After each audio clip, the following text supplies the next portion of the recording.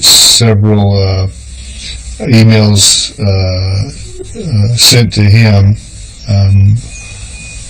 Through this, he will be sent, there will be a rapture letter sent to him at the White House after the rapture, but I strongly believe that our president is a born-again Christian, and he will be in heaven also. So he won't get the letter? I don't believe he will, but his office will, his computer will, probably, and perhaps the secretary will. No disrespect to that secretary, whoever that is. Do you have people in your life who you think will be getting a letter instead of being with you? Oh, yes. I've spoke to many people, and some of them till I'm blue in the face about the gospel of Jesus Christ, and they basically, as most people do, they believe that's good for me, but not good for them, And so all I can do is pray for them. And some of them I have prayed for over the years, and I see them 2 years later, and they're going to church, and they've become born-again Christians, and which is fantastic, and I rejoice in that. Have you successfully converted anybody? I actually don't convert anybody. All I can do is be a messenger, and that's stated in the Bible. The Holy Spirit actually converts people, and I cannot do that myself. But I will pray with them and pray the sinner's prayer so that they can accept Jesus Christ as their Savior. And you have witnessed to somebody who has then converted to Christianity? Oh, yes. Yes. Not a lot, but a few people. It's always a real blessing when that happens, too. I'm on the prayer team at my church, and people will come up and ask for prayer. And I just remember one evening, a young lady came up and said she wanted to accept the Lord as her Savior. And it's a pretty monumental moment for us, because it's like somebody coming up and saying, "You've just won $1 million." Right. We kind of relate it to that, because it's a special moment. The fine-tuning argument is the argument that the universe was perfectly finely tuned. All the physical constants were perfectly, exactly arranged to allow life to exist. Well, it's not entirely true. The physical constants were perfectly arranged to make a perfect black hole generator. And this is, for example, this is one of the little pieces of evidence that I find very intriguing. And this has been demonstrated by Dr. Lee Smolin, who showed that this universe is the best possible universe you could ever design for maximizing the production of black holes. So there's more black holes in this universe than any other universe you could come up with by mixing up the physical constants or the number of subatomic particles, which is another curious thing, that the number of subatomic particles and their properties is exactly what they would need to be to maximize black hole production. Now, if you think about it, 99.99999% of this universe is absolutely lethal to life. It's deadly radiation-filled vacuum. 99.99999% of all the matter in the universe goes to making black holes, not life-bearing worlds. I mean, for every life-bearing world, I'm sure there's trillions of black holes in this universe. So what would be the obvious conclusion? This universe was designed to make black holes. It wasn't designed for us. And Smolin also shows, by showing this, he shows that a universe that was perfectly designed to make black holes would just happen to kick up life at random. It would just happen, it's necessarily the case that the only way to make a universe that would be a perfect black hole generator is to make one that would occasionally, very rarely, create a little tiny microscopic speck of life as a byproduct. So the Christian design argument would lead you to conclude that God built the universe for black holes, not for us, and we're just sort of an accidental byproduct, even from that perspective. Thanks, God. And it's so unnecessary.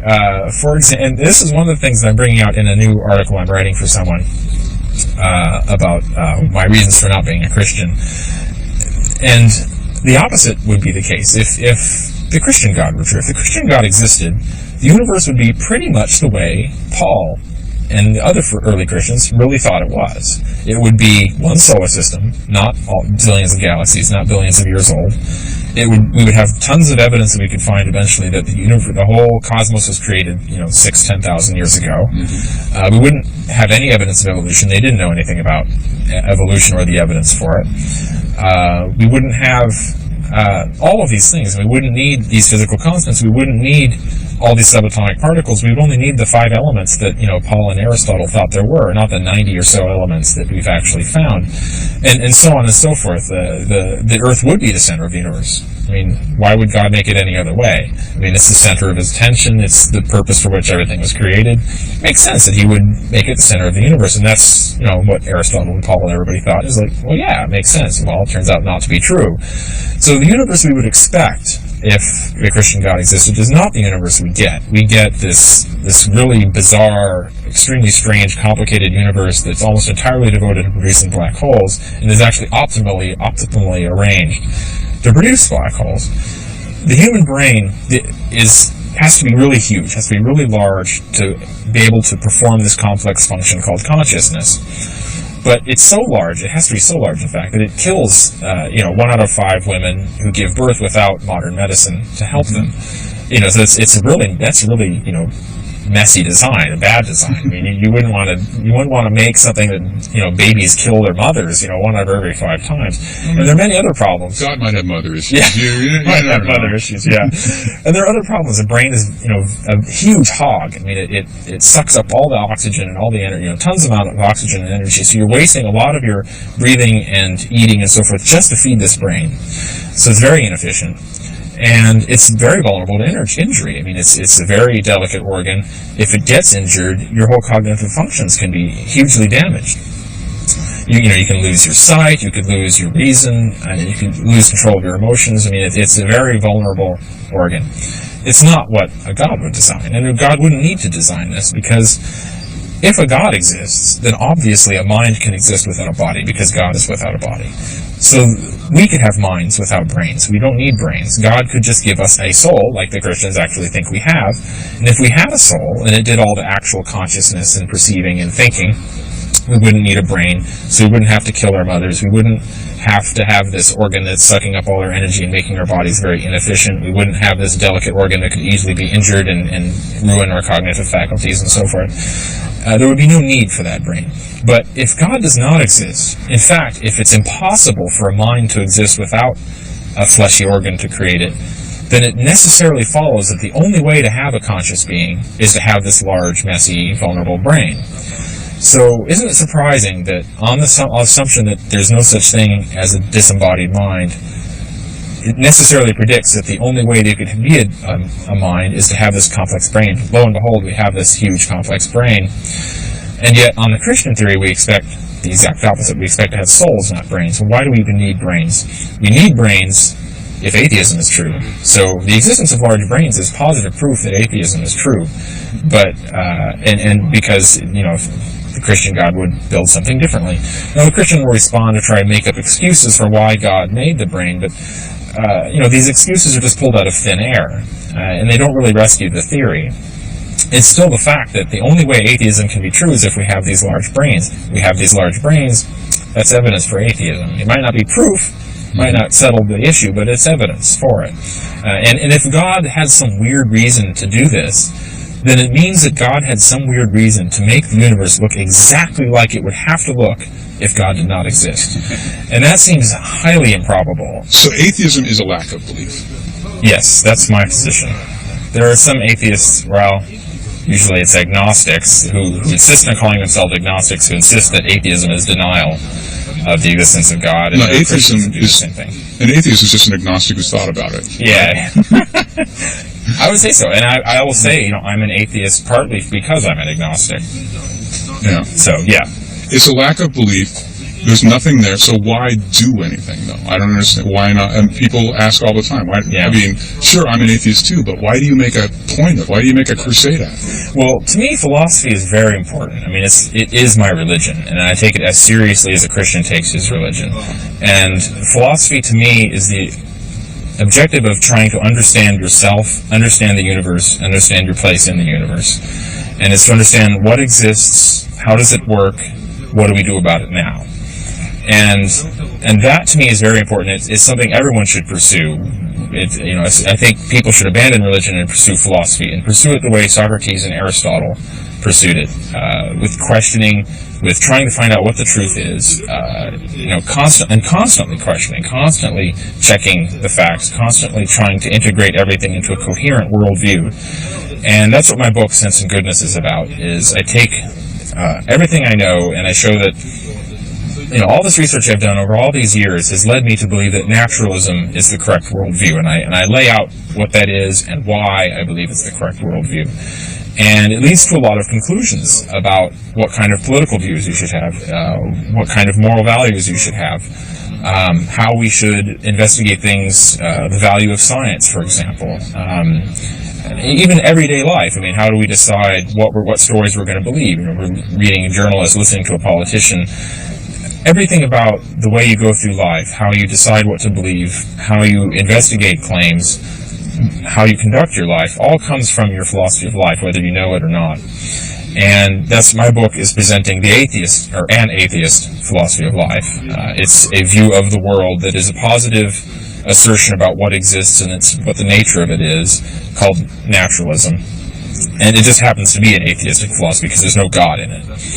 There are other atheistic philosophies, of course. I mean, people will tell you about Marxism and objectivism and so forth. I don't buy any of those.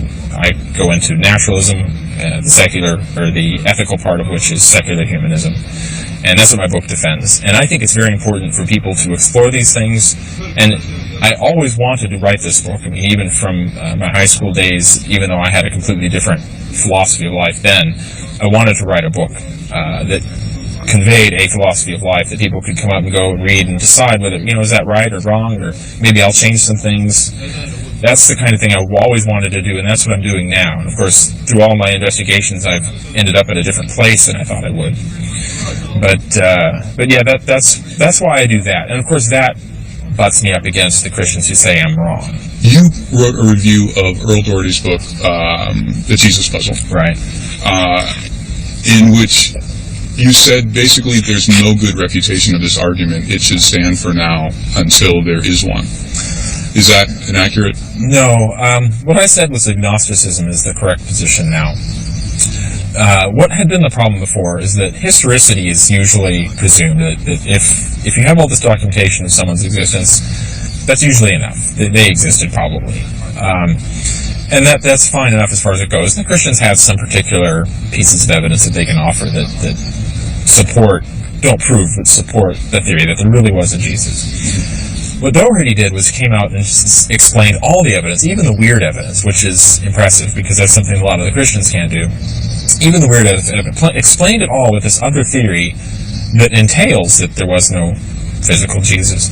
So his theory is completely consistent with the facts, which means that we can't now decide whether Doherty's right or the Christians are right. We can't pick sides yet because we don't have the evidence we need. We don't have the smoking gun. Theoretically, we could. I mean, we could find a lost letter of Paul that says I made it all up, or that says something to the effect that Jesus didn't exist physically on earth. That could happen, and that would vindicate Doherty's theory. That would be like the extreme example. You could have other minor pieces of evidence that could tend in that direction. We don't have that yet. So my view is that we can't be sure whether Jesus did or did not exist, and that's what I argue in my review of Doherty. Since I wrote that review, however, I've been studying more the writing of the New Testament, the Gospels especially, the symbolism that's employed in the construction of the Gospels. And I did this mainly, especially when I was researching my chapter for The Empty Tomb. There's this anthology of writers on the resurrection called The Empty Tomb that's coming out in a few months. And I have 3 chapters in that, one of which is the spiritual body of Christ and the legend of the empty tomb, where I lay out all the evidence, I mean, more than I've laid out anywhere else, that the original Christian belief was not that Jesus walked out of the grave. The original Christian belief was that Jesus got a new, better body and left the old body behind. The old body was destroyed or rotted in the grave or whatever. Now, this view is also compatible with the idea that Jesus never existed on earth, because it's the same idea. He would come down, get a body of flesh, shed the body of flesh, jump into a body of spirit, and rise again. So it's compatible with both theories. But in researching this, I studied how Mark, for example, constructed the empty tomb story. And I found some astonishing things. The sort of symbolism that he was using explains almost every detail of it in a way that you'd almost just say it's almost impossible that this would be historically true. That Mark himself probably did not believe he was writing history. He was writing a symbolic message. He was writing a gospel, the good news, and symbolizing it using biblical parallels, using parallels to pagan religions and so forth. When I saw that, and I've seen it more and more places in the New Testament. For example, even Luke, who I think really did think he was writing history, even Luke tells this story about the two guys on the road to Emmaus who meet Jesus in disguise.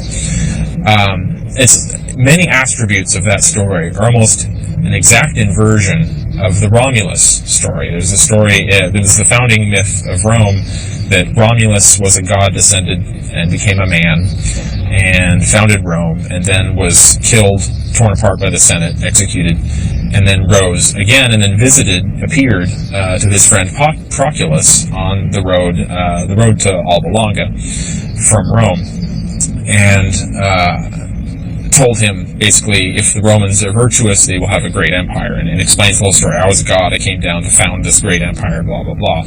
And they actually had annual ceremonies celebrating this myth. And the Luke story of the road to Emmaus is very similar in many respects. I mean, curious, not so similar that you go, definitely that's what Luke is doing, but similar enough that it seems like Luke got the story from someone who was sort of aping this Romulus myth, but putting Jesus in place of Romulus.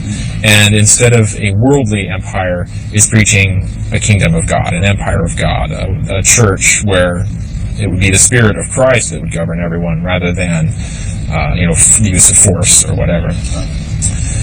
And when I found lots of these things, and the more I find it, the more I find Doherty's theory attractive. Not proven, but it does seem that he can make a good case. Do you sense that in some way the Christian Holy Bible is also walled off from certain kinds of inquiry, even in American academia? No, I don't think so. I think that there's a huge amount of scholarship on the Bible, but from all kinds of points of view, this so-called higher criticism. It took a while to do it, because for a long time you weren't allowed to say, for example, there were different voices. They now talk about the J and the P, depending on the different word for God. Is it Elohim? Is it Yahweh? And so on. And even the first person who pointed this out lost his job. It was dangerous to do this in even the history of Western scholarship. But I think in the 21st century, people are pretty free to say what they want about the Bible. People are free to reject it. I found actually the best evidence for my own research was going to Christian bookstores, and there were all these books about apparent contradictions in the Bible, seeming inconsistencies. Books and books of these things, because the biblical Bible stores noticed that there were these two different versions, 2 of every animal on the ark, 7 of every animal, and they were trying to work out, what was the real version. Of course, there is no correct version from a folklorist point of view. So they gave me all the evidence I needed. All I did was to look up the passages, and I saw, these are 2 different versions of the same story. So they were my research assistants, these people who were trying to reconcile these. I mean, was Jesus' robe purple, or was it magenta? Well, maybe the sun was shining it looked red to this one, and somebody reported. I mean, they go to great lengths to try to reconcile these apparent contradictions. So I think that we live in a pretty free society in that regard, although there are certainly schools where my approach would not be welcome. But that's okay. I'm at Berkeley. We can say what we want here. There's free speech here. We had to fight for it. So I would say that I think that we have pretty much freedom of the press and free speech in the United States on all topics, including the Bible. But it's still touchy. And there are still places, there's still, after all, religious universities, which are pretty doctrinaire, which don't allow for this kind of approach. I'm sure they'd think I'm very blasphemous to do this. But that's okay. Only have one life. The threats you've gotten, the trouble you've been in, was that for your book on the Quran, or? No, actually, the Quran, I know, probably nobody's read it. I mean, I'm probably safe. Although one Arab scholar wrote me from Hungary, he said it was a terrific book. He said, I think I'm going to try and see if I can get it translated into Arabic. I'm not sure it's such a good idea. My wife was annoyed that I dedicated it to my grandchildren, and I hope there'd be greater religious tolerance and understanding. No, the threats I got, death threats, are not so much in the Bible as in my theory of football as homosexual ritual. That got me a lot of death threats. That was more dangerous than running about the Bible. Well, that's another story that's very close to the Swiss's heart. Brother William Tell is their hero. And again, we have a father-son story where a father is shooting apples off an apple off the son's head. And again, you should read my essay on the subject before hearing me on it, but it's clear it has a psychological dimension which accounts for the appeal of a threat that a father might kill a son. And it's again the Oedipal story once again. And then people say, well, how can it keep being the Oedipal story? Well, it keeps being the Oedipal story because that's the basic story of growing up and boys admiring their fathers, but also fearing them, and also being rivals for the attention of the mother. And when daddy's out of town, I get to sleep in mommy's bed, etc., etc., etc. And it's no accident that Freud chose the name Oedipus for this constellation, because he recognized that the folk had already articulated it in the form of a folktale. He didn't call it a folktale. He usually call it a myth. It's not a myth. It's a folktale. It's Tale-Type Arne Thompson 931 in the Tale-Type Index. Standard folktale. In fact, in the oral version of the tale, it's much more explicit. When the boy who's raised by other parents grows up and comes to the town where his real mother is, she hires him to stand guard over her garden or orchard at night. And at night, an intruder enters her orchard, presumably to pick apples or something. And he's on guard, and he shoots the intruder, and it turns out to be his father. Well, the fact that a son shoots his father, who's an intruder in his mother's garden at night, I mean, unless you want somebody to draw pictures for you, is pretty clear. Now, that would have been a better version if Sophocles had thought of using that instead of the version he did, because Sophocles is basically a literary version of a folktale. Sometimes what people believe is true or believe happened might be as important as what actually happened. This is like folk history being as important as actual history. But how could folk history be as important as actual history? Well, folk history is what people believe happened. So people tell stories in their families about family history. And they leave out the horse thief, and they leave out all the negative things, and they present themselves as heroic characters in their own life stories. And even the case of George Washington, I mean, the most famous story about him is chopping down the cherry tree and confessing to his father. It probably never happened. Doesn't matter. I mean, to the folklorist, it doesn't matter. Now, it's the historian. It's an apocryphal story. Parson Weems put it into his hagiographical study of the biography of Washington to make him a greater person. From the folklorist point of view, we don't care that it didn't happen. The fact that people tell the story, and some probably actually believe that it may have happened, is more important than the actual history, because it tells you something about the father of our country, that he didn't lie. Probably the last time that the president could say that. That's what I mean when that what people think happened maybe is as important in terms of understanding them as what actually happened, because we don't always know what actually happened. It's important for us to believe that Abraham Lincoln was born in a log cabin. It's a perfect American success story, rising from humble origins to become president. We still like that story. Although occasionally a rich person, a Yale graduate, gets to be president.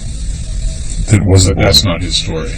Well, that's not the log cabin story. It reminds me of the story about Richard Nixon being interviewed, like I am now, by a reporter who says, "Is it true, Mr. Nixon, that you were born in a log cabin?"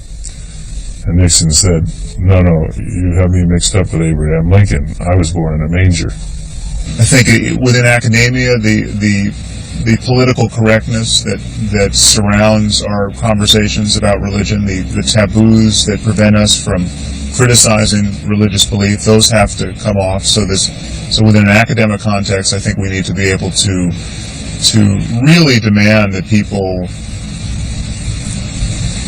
be intellectually honest. I mean, essentially, all I'm arguing for is intellectual honesty. That people cease to pretend to be certain about things nobody can be certain about, and that our convictions really just scale with the evidence. So that if you're absolutely certain, you can say you're absolutely certain. If you just think it's probably so, you can say it's probably so. And people, I mean, it's important to notice that we play by these rules in every other area of our discourse. You know, we are never admonished to respect somebody's beliefs about biology or about history or about physics. And what we do in those, when the conversation turns to those subjects where there really is a domain of facts that can be talked about, we demand that people have good reasons for what they believe. And if they believe something strongly without evidence, and it's clear that their reasons are just a matter of, are nothing more than their conviction, or their reasons that can't be articulated, those people are quickly marginalized certainly from the conversation on those subjects. You're getting a doctorate right now in neuroscience. You're an expert on neuroscience. Is there something about our brains that makes us believe these crazy things? Well, I think it's, there's been talk about the God gene, and there's certainly some effort afoot to understand religious experience and religious belief at the level of the brain. I think it's unnecessary to await that data. Whatever the truth is at the level of the brain, clearly this is a matter of human conversation. I mean, to allege that there is a genetic basis for religiosity immediately puts forward the mystery as to why the Swedes, only 10% of Swedes, for instance, believe in a God of the sort that 90% believe in America. Well, they're satanic. Right. Yeah. Right. Good point.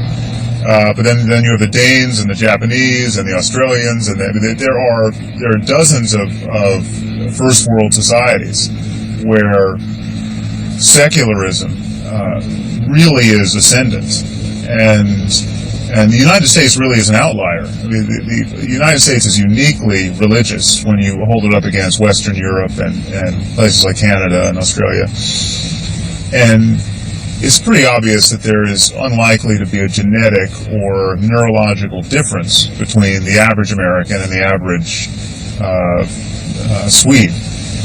So I don't think it has to be understood at the level of the brain. I mean, I'm seeking to understand belief itself at the level of the brain. But clearly the way in here is conversation and challenging ideas, challenging ascendant ignorance. And we're not even doing that. We could import more Swedes. Maybe that would help. That's right. Encourage the Swedes to breed and emigrate. Yeah. Speaking of ethics, when people stop believing in God, they tend to have sex with sheep. True or false? Yeah, there's little evidence for that. Although I guess you'd have to go to Sweden to confirm that. Oh, they're big sheep fuckers in Sweden. I've been there. Right. Yeah, this link between religious conviction and morality, I think, is an utter myth, and I think this is something I'll tackle in my next book at some length, because it has really it's the first move religious people make in our culture, at least, to think that without paying lip service to this notion that we have timeless truths codified in some holy book. And codified by God, we will just be at sea morally. We will just completely lose our bearings, and there'll be violence in the streets. There's no evidence for that, and the most atheistic societies in Western Europe, in particular, enjoy standards of living well beyond our own by almost any index that you want to use. And strangely, they are the most generous societies in terms of giving foreign aid to the developing world. The U.S. Ranks rather low. I think it's about 20 on the list of donor nations, and the best donors, the Swedes and the Danes and the Norwegians. I mean, these are highly secular, highly atheistic societies.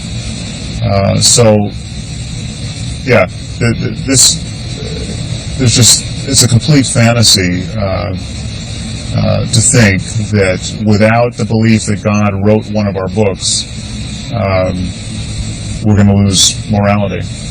Quoting from your book again, you say, "We can no longer ignore the fact that billions of our neighbors believe in the metaphysics of martyrdom, or in the literal truth of the book of Revelation, or in any of the other fantastical notions that have lurked in the minds of the faithful for millennia, because our neighbors are now armed with chemical, biological, and nuclear weapons." Are you being alarmist? I don't think so. I think that's as tame a articulation of the dangers as I really can imagine, given how I perceive our situation. I think it is just transparently obvious that there is no possible future in which aspiring martyrs are going to make good neighbors. And we are doing, to speak specifically about what's going on in the Muslim world, we are doing nothing to challenge the metaphysical presuppositions of Islam, and we're doing nothing to encourage a reformation within Islam that challenges these metaphysics, and specifically the metaphysics of martyrdom and jihad. This idea that death in defense of the faith is the highest good.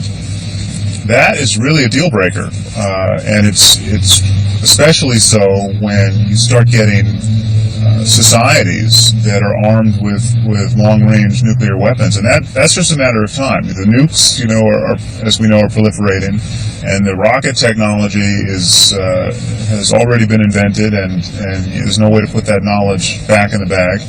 So, how many years do we have to wait before we learn that Pakistan or Saudi Arabia or Iran or any other society that still has its 7th century worldview intact now has nukes that can reach any spot on the globe? Maybe it'll be, at best, it'll be 100 years. It'll take nowhere near that long, but it would be magic if it took 100 years, but it's not going to take longer than that. I'm talking about religious faith, and specifically a style of thinking that takes the sting out of death. That really is the core of religion. In geopolitical terms, we want the sting in death. We do not want groups of people well armed who are not afraid to die. I mean, that is really the only thing that allowed us to live more or less stably perched on the brink of Armageddon with the Soviet Union was this mutual disinclination to die.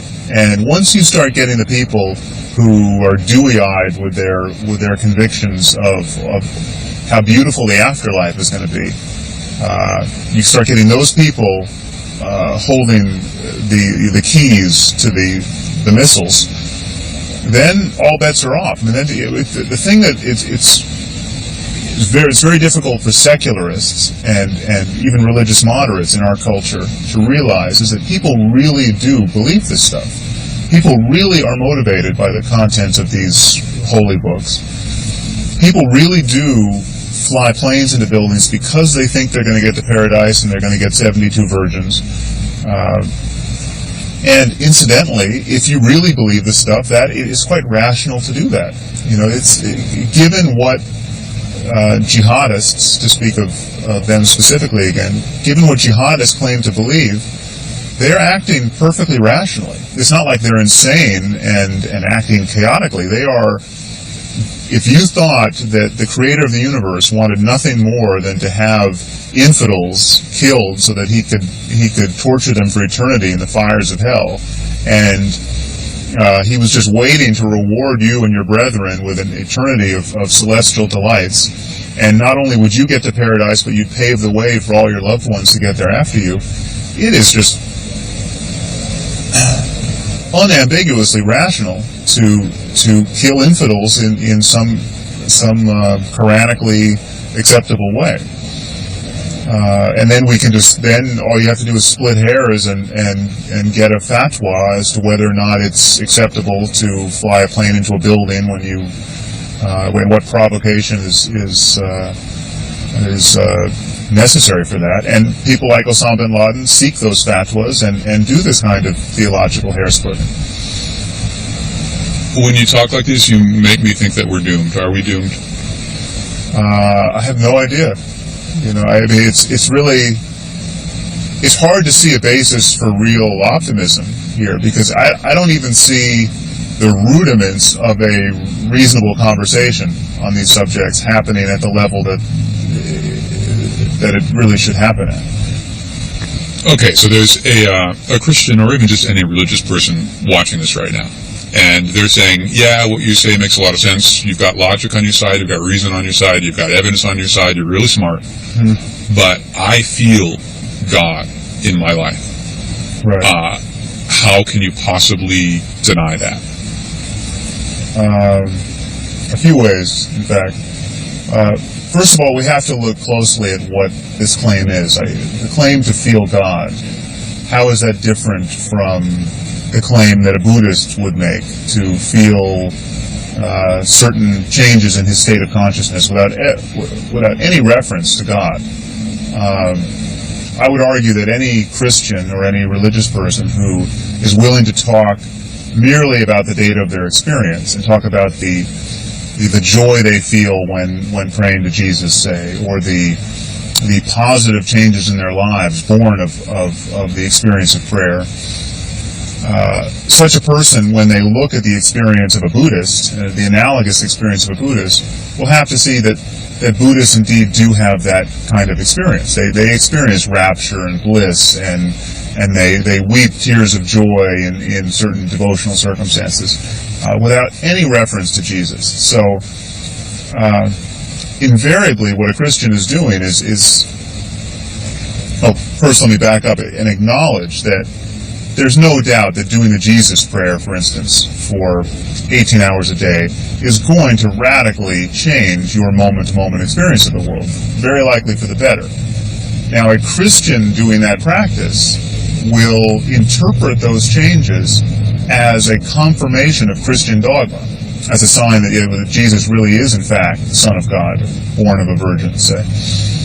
Now, it should be pretty clear that's not the best interpretation of the data. The moment you see a Hindu having more or less the same transformations based on praying to Shiva, and a Buddhist having more or less the same transformations doing a totally non-theistic practice of chanting, say. So there's a deeper principle here. There's just a possibility, the neurological possibility, the psychological possibility of transforming our experience by deliberately using our attention in certain ways. And we have to find some way of talking about that is not parasitic on superstition and mythology and our separate cultural traditions, because the truth is deeper than our separate cultural traditions. So often these things will start with mishearings, misunderstandings, or misrememberings of things caught too quickly in passing, of things that were sort of half heard, half understood, badly remembered. But it is more the magic of how they continue to spread, in that at each point along the line, each link in the chain, the person who hears the story makes a decision, unknown to them or not, to pass along the tale or to just let it drop. See, when these stories end up being repeated and passed to more and more people, they become a far more accurate reflection of society's inner heart. We tend to pass along the stories we on some level agree with. Therefore, when you see a story that has grown in impetus, it is because something in it resonated deeply with a great number of people. In a way, it's kind of a mysterious process because, most urban legends, you can never trace them back to a source, not a source in the sense of where this really happened, but how they began in the first place. It seems to be a very collaborative process where somebody somewhere comes up with the germ of a story, somehow either making it up, misremembering something, being inspired by something, and it goes through many hands, and it's shaped and it's formed until somehow it just reaches this sort of perfect state where it stops changing except for the details of time and locale, and then it sort of crystallizes in that form. But exactly how it starts and gets shaped and molded into that is kind of mysterious. It's like there's always the debate about, say, evolution, and we don't have how can you say that our ancestors were primates and there's no half human half ape kind of a thing, and it's sort of like, where do the legends come from? There's no, proto-urban legend, something that's kind of halfway to being an urban legend, but it just isn't all the way there yet. You don't ever see those, you just see the end result. Splurge is the name of a particular genre of stories on our site. It was a word coined by a member of our mailing list that both described named this particular grouping of stories and described the reaction it sort of raised in her. These tales tend to be, on the surface, inspirational stories filled with dying mothers, sad-eyed children, puppies, kittens, and of course, overall, the great, all-powerful, always benevolent God. Unfortunately, any number of these stories, upon further examination, tend to have a dark underside to them, in that although they seem to push one message, in reality, they can often push a quite different one. Example? An example? For me, the primary example has to do with a story about a gal who came just this close to being raped. She was about to enter an alleyway and saw a rather frightening-looking individual lurking about. She prayed to the good Lord for guidance, and she passed through that alleyway completely unmolested. Hours later, the police came to get her and took her down to the station, and she identified the man in the lineup as the one who had been lurking in that alleyway. And it was then that it came out that she was there because he'd been arrested for raping another woman. She had a moment to talk to him, apart from the others, and she said, "Well, why didn't you molest me?" And he said, "Well, how could I, with those two great big tall guys walking right beside you?" The message, of course, being that God had sent angels to guide her safely through the danger. And that is a wonderfully comforting story, because it tells us that, well, in times of great danger, we can appeal to a higher power, and He will provide His protection. But the underside to it is that another woman was raped. And did she not pray? Was she not good enough? Was she somehow evil or undeserving? Are all victims of all tragedies evil or undeserving or not worthy of a benevolent God's love and protection? See, to believe in a God who intervenes and who will protect an individual, you have to also believe in a God who will reject the appeals of others, who will not answer certain prayers, who will basically just cast any number of people into the maw of whatever horrible outcome is about to occur, simply because He doesn't like them as much. They're not as worthy. They're not as sinners, though, to be clear. But are they? Is every rape victim a sinner? Yeah. Did every person who was ever hurt by a mugger, was that person somehow not worthy? Every person who's ever been murdered or tortured?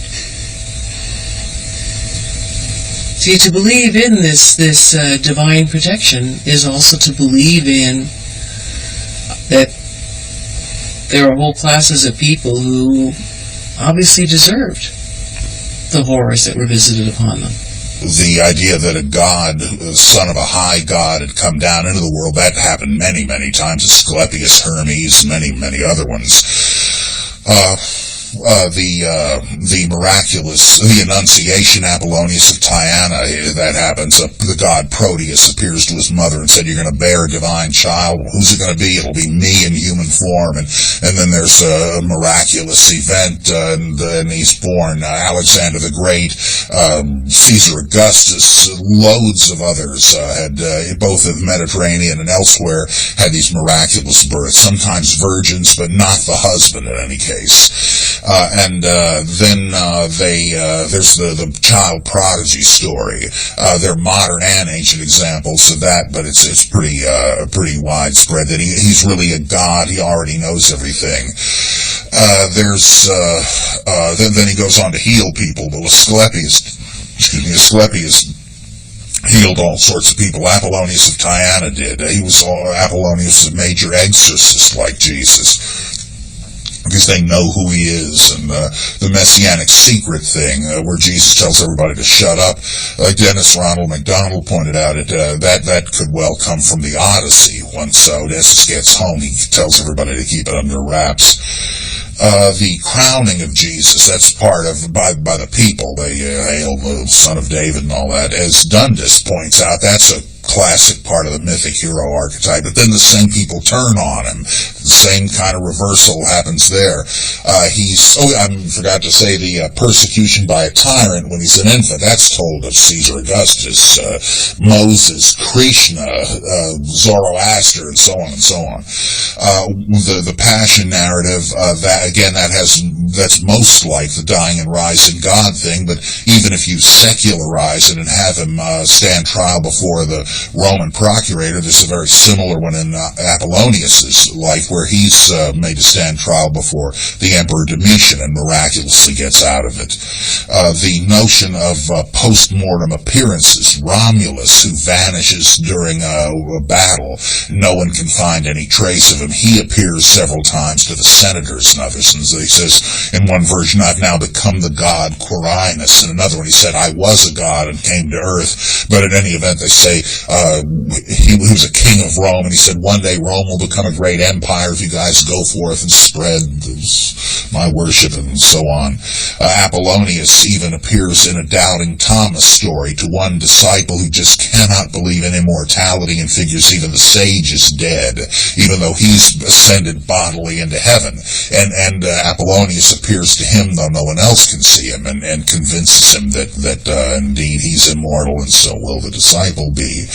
The empty tomb stories, you find a few of those in contemporary novels, like Cariton's Kyrios and Callirrhoe, where this guy's lover has been killed, he thinks, though she's only in a coma. She's been prematurely buried in an opulent tomb, and he comes to visit, but in the meantime, the tomb robbers, seeing that it is a rich person's tomb, figure there must be all kinds of goodies in there they can steal, so they open it up, and she's reviving, and they don't want a witness left of their theft, so they kidnap her. Here come her friends and relatives to find the tomb open, and the grave clothes left there, and says, "Oh, the gods have taken her up. They were jealous of me and my love." And then he realizes that no, she's just been kidnapped, and goes off to find her. And in the course of the adventure, he gets crucified, but survives it. And the same thing happens in a few more of these novels, all around the 2nd century. Well, you got crucified heroes that survive the cross. You got people that are entombed alive in rich people's tombs to attract tomb robbers. And then you have a final reunion scene where they think, "You must be a ghost. I gave you up for dead long ago. No, it's really me."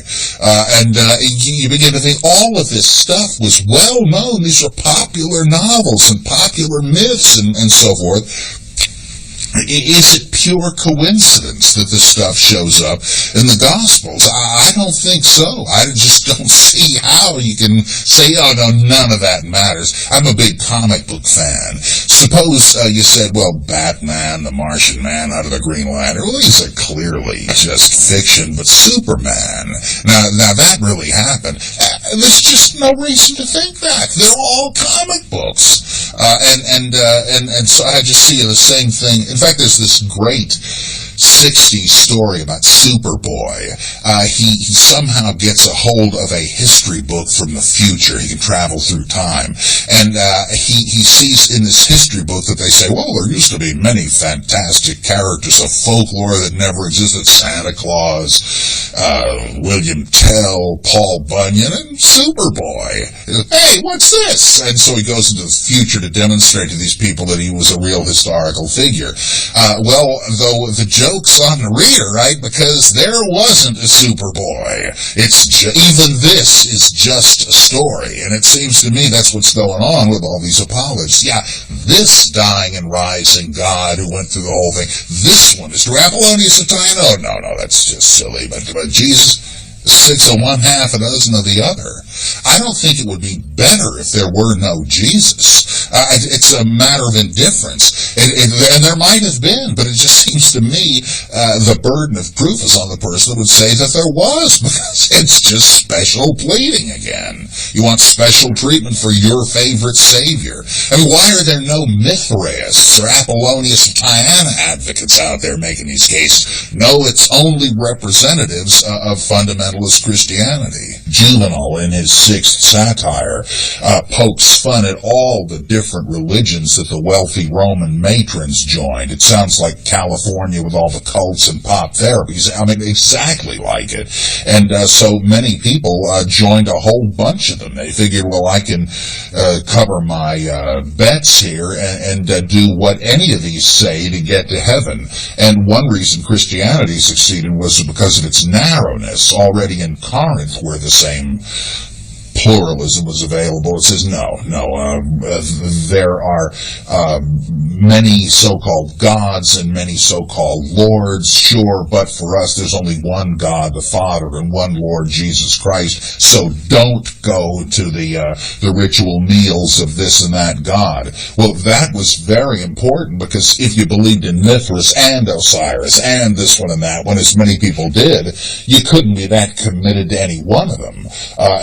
However, if you went to Jesus Christ, you had to say, well, okay, goodbye to all of that stuff. That's error, that's delusion, that's paganism. I've got the one way to salvation, and you're naturally going to have a kind of commitment none of the others had. Plus, you're going to have one-way traffic.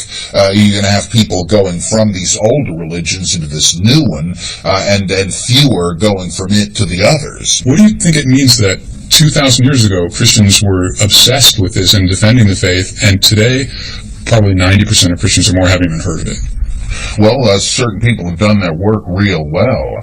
It's much easier to just not have to deal with the question than to have to come up with explanations for an embarrassing question. And so that's what's happened after all these centuries of Christianity. These things are no longer living religions. You have to dig to just find out about them. As with so many other things about the ancient world that people don't know outside of watching documentaries. Do you think it's possible to be an atheist and a Christian? Oh, yeah, I kind of think I am one, because I think that it's a category confusion to think of God as an external entity, like the moon orbiting the earth. There's no God out there in that sense. In Psalm 22 it says that God is enthroned upon the praises of his people. Well, I don't know what was in the mind of the writer, but I love that phrase, because that is where God is. God is a function of worship and a religious experience. If you can show, as you probably can, that all religious experience comes out of the temporal parietal lobe of the brain, that's fine with me. I'm not trying to prove anything. I'm simply saying there is such a thing as wholesome religious experience, and that just does not beg historical or scientific questions. So I've asked every atheist I've interviewed this. Why do you hate Jesus?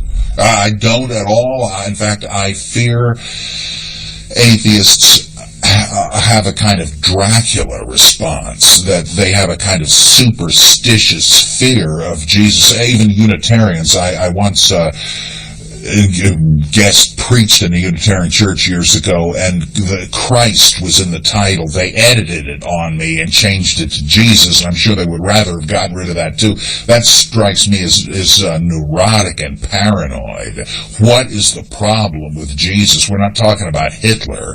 What is the problem with the Bible? There's a lot of barbaric stuff, as you would expect in an ancient mythical book, but it's not Mein Kampf. It's not the Satanic Bible. There's just a kind of superstitious phobia because a lot of atheists have emerged from abusive religious experiences, and I'm glad they got out of it.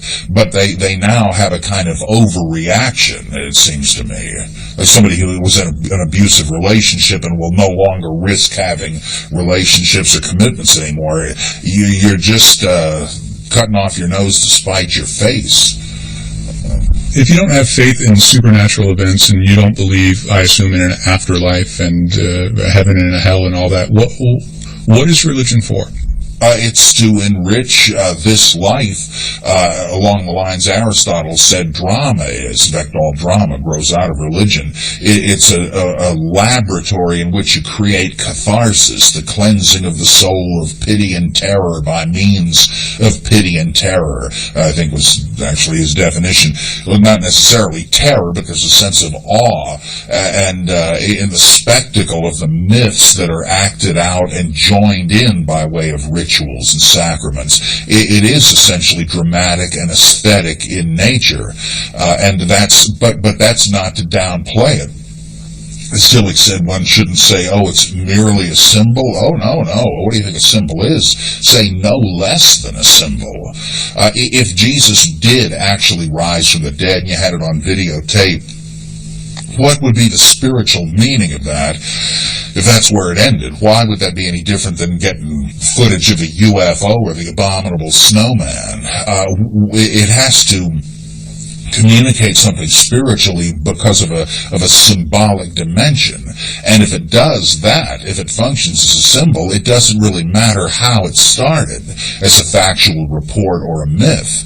It's certainly clear that the people, the millions of people that claim to have a personal relationship with Christ, which is a kind of a devotional idiom I don't really resonate with, but those people are relating to a Jesus that has nothing to do with any historical Jesus. I mean, even if there was a Jesus on earth so many years ago, whatever they're in touch with is not he. I mean, they're creating a kind of an imaginary playmate, to put it bluntly. I mean, they're sort of fantasizing a Jesus who by nature can, I mean, if they imagine Jesus whispers something to them, it's not in Aramaic. I mean, it's, in fact, from the standpoint of believing in a historical Jesus, the personal savior thing undermines it even more than what I'm saying, because the real Jesus, if there was one, utterly fades into insignificance in favor of this imaginary voice I hear telling me stuff. My oversensitive conscience reflecting whatever they've told me in church. Jesus says that to me. I mean, this really makes the gospel Jesus obsolete. With my view, at least, you're leaving untouched the stories and saying there is great stuff here I can learn from and that I even have become responsible to. But with the other thing, which Jesus do you want? The Jesus that walks with you and talks with you and poses with little kids with their paper airplanes and vacation Bibles, school posters, some utterly fantastic Jesus that people have invented? Or, I mean, I've at least got the gospel character. I'm not sure they do. Could you start by introducing yourself? Sure. I'm Dr. Ronald Cypus. I'm superintendent of Village Christian Schools. Okay. And tell me, what is Village Christian Schools? Can you give me a thumbnail description of the school? Sure. Village Christian is a K through 12 non-denominational school, co-ed. We have a total enrollment of 1,800 students. We've been in existence for 56 years. Oh, 56 years? I didn't know that. That's a long time. I thought I was one of the first. Oh, and this is going to be used, this is going to be seen publicly, and that's okay with you? Sure, that's perfectly fine. So tell me, Jesus Christ, why does he matter today in this world? It's an interesting question, only it isn't just today. He matters the same today that he mattered 2,000 years ago. Even longer back than that was his Old Testament talks about him coming. The importance of Jesus today is for individuals to have an opportunity to develop a relationship with him, and his life becomes much more complex, which it has. There are greater needs, I think, for people to find a person to connect with that really can have significant impact in their life, and to be able to become part of something that has eternal significance, that really does make a difference, not just today but forever, and the ability to then transform that into other people's lives. There is great relevance for what he's doing, and then all we have to do is look around and see the challenges that we're all faced with, and certainly young people. Being a young person today is not the same as it was when I was a young person, and the pressures are very significant, and the world tells them, all the media tells them the wrong things, and the relevance of Jesus is if you can get a hold of a young person's heart, they can see that what Jesus is saying to them is not only real, but it will make a real difference in their life, and they will be happier people. They will be more productive people. When you say they're getting the wrong messages elsewhere, where and what messages? Well, look almost anywhere. Just take a drive down any street and look at the billboards and at what they're constantly telling people is important. The news media, all the advertising sells everything based on the fact that we deserve those things, that if you look a certain way, you will be able to get those things. If you behave a certain way, you'll get those things that you deserve and that are most important to you, and that all these things will bring happiness to you. It's all packaged very nicely because it looks very attractive. It looks attractive to me just like it looks attractive to you. The fact of the matter is, though, when you open the package up, what's inside is pretty rotten, but you don't see that until it gets a hold of you. And so they're sold this from the very beginning. And truthfully, young people today have a major challenge on their hands because their parents, the people who are parents now, are the children of people who came through the Depression. And the people who came through the Depression and through the Second World War did not want their children to have to put up with what they put up with, and did not have to experience something. So they gave them a lot of things and convinced them that they needed to watch out for themselves. Watch out for themselves. And we certainly need to have an element of that. But that has been carried so far in our society today that everything is focused on the individual. Everything is me-oriented. And when everything is me-oriented, the truth is there is never a way to satisfy me. Ever. And so I'm constantly after one thing after another, and advertising takes advantage of that. They realize that that's a desire that I have, so they constantly present me with one more thing that I can leap toward and should be willing to sacrifice basically everything else to get what I want. There are students out there in secular schools now learning, what you just talked about. How does the education at Village differ from what those secular students are getting? Well, to begin with, I'll tell you that math is math wherever it's taught. And I'll tell you that there's a lot of good things happening in a lot of public schools. So I'm not going to even come close to saying to you that the student going to a public school is not going to have some good experiences. They are. The real difference is that the foundation on which both systems are built are significantly different. That's what makes the difference. And I spent a lot of years in public schools in Arizona. And a lot of good people, a lot of Christian people in those public schools, as was I during that time.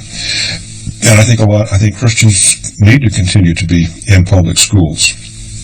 But the system itself controls the degree to which spiritual truth can be revealed. In fact, it simply says you cannot deal with that. From an academic point of view, if you are going to teach anything, it must be strictly the academic side of it. The Christian school says our foundation, our whole purpose, everything that we do is going to center around the person of Jesus Christ. And when that happens, then every subject matter is taught from the perspective that what I want to do is to help people understand that if I learn math, there's, in addition to learning math itself, which certainly must be done, the application of that, how I use that in my life and how it applies in my life, there is a way to do that is ethical, that is moral, and that can help me be productive and can help me as far as building the kingdom. And so all of those, that's a very different perspective in an educational environment. See, part of the problem is that people assume that if I go to a Christian school, that I'm being protected, and that I'm in some kind of a hothouse, and therefore when I get out of there, I'm really not going to be prepared to deal with the world. Well, having been in both systems, my opinion is that the children who are protected and who are not going to really be able to cope well with the world are those in the public schools, and here's why. Because in the public school, and I know from personal experience, you can only deal with part of the person. You cannot deal with the entire human being. If you deal with the entire human being, you have to deal with their spirit. You have to deal with their soul. You have to deal with the spiritual part. Truthfully, the only part that's eternal. The only part that's going to last forever. In the public school, you cannot deal with it. Here, we can deal with it. I think many of them would like to. The system won't allow them to do that. And because we can do that, people really are far better prepared to go out and deal with all the complexities and the hurt and the turmoil that life is going to throw at you, because they have a better foundation. They have roots that are deeper. They have reasons to be hanging on things. They're not going to be pulled by every whim that comes down the road. Let me play devil's advocate for a second on this. I went to this school, and I was taught that the world works a certain way, and that the way to salvation is Jesus Christ, that the second coming of Christ is going to happen, that the Holy Spirit is necessary to fill you for salvation. What if I go out in the world and that doesn't seem to align with the way the real world operates? Well, the real world didn't operate consistent with Jesus. Jesus found all kinds of opposition to what he was saying. And was Jesus the truth? Yes, he was the truth. But Jesus himself did not go out and find the world just falling at his feet. What did they do? There were times when he had great crowds following him, but a lot of that was because they were interested in the miracles. And there were certainly many, many, many who did believe and understood what he was about. But ultimately, he was crucified by those who were the leaders of not just the world, but the religious world. So it doesn't surprise me at all that when we go out, we find that what we believe to be true is contrary to what the world is saying. Now, if you are saying, does a Christian who really is a believer, who is indwelt by the Holy Spirit, who has spiritual gifts, and who has a relationship with Jesus Christ, if you're saying that does not give them skills and abilities to function in the world, then I would disagree with that. Then I would say it's an application of those. People are not willing to make those applications. But they ought to. Scripture is very clear that we ought to expect opposition. We ought to expect turmoil. We ought to expect that the world is not going to welcome us. In fact, Scripture says, frankly, we are sojourners. We're passers through. This really isn't where our home is. And so our responsibility is to live in the world, just not be part of the world.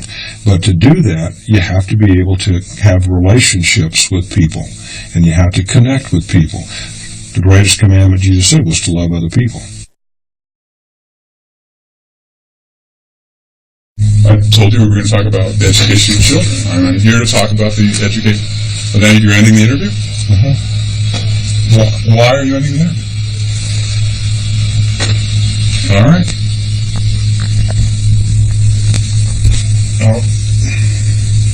Now that you've shut it down, can I talk to get off the record for a minute? Why do you? I don't understand why you want to talk. I may be willing to continue, All right. but I want this thing shut off first. Okay.